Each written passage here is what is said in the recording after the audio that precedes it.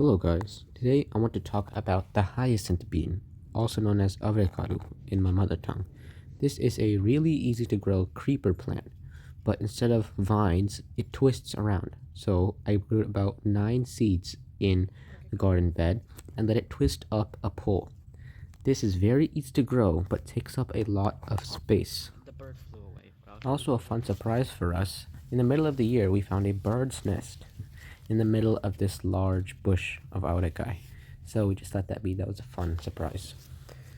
So we had a large first harvest. Tons of hyacinth beans that we used to make tons of dishes.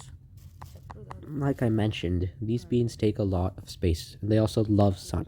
So if you have a long tower of vines, then you could keep it up there. But beware that this can go anywhere. It's really hard to tame. So it's very easy to grow, but takes up a lot of space. But the result is worth it. You have a ton of beans from just 5-6 plants.